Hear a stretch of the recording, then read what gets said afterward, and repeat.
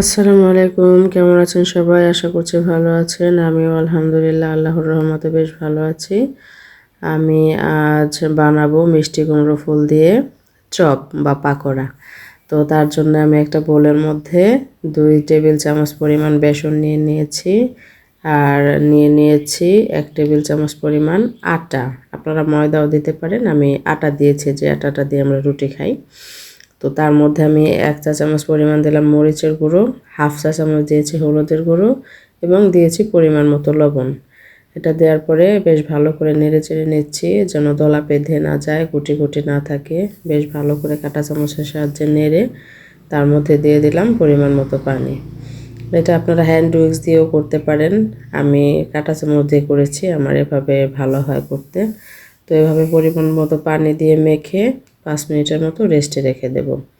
তো রেস্টে রেখে দেওয়ার পরে আমি আবার একটু ভালো করে নেড়ে নেব যে দলা বাঁধলো কিনা, গুটি গুটি আছে কিনা সেটা দেখার জন্য। আমারটা দেখতে পাচ্ছেন একদম মিহি মসৃণ হয়ে গেছে। তো আমার বেটারটা রেডি। তার মধ্যে আমি দিয়ে দিব 1/2 চা চামচ পরিমাণ বেকিং পাউডার। বেকিং পাউডার দিলে কি হয়, খুব দ্রুত ফুলে ওঠে এবং মুচমুচেটা বেশ ভালো হয়।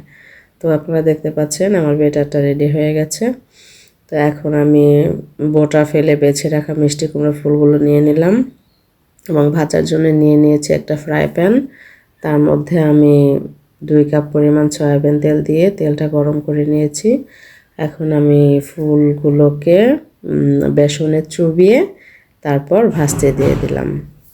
খেয়াল রাখতে হবে যেন আগুনটা খুব বেশি জ্বলে না যায়। হাই হিট হলে খুব দ্রুত উপরে লাল হয়ে পুড়ে যাবে, কিন্তু ভেতরটা ভালো ভাজা হবে না, ভেতরের ফুলটা সিদ্ধ হবে না এবং খেতেও বেশি ভালো লাগবে না। তো আমি লো বা মিডিয়াম লো ফ্লেমে দিয়েছি। বেশ কিছুটা সময় নিয়ে হালকা হাতে নেড়ে চেড়ে উল্টে পাল্টে ভাজতে হবে।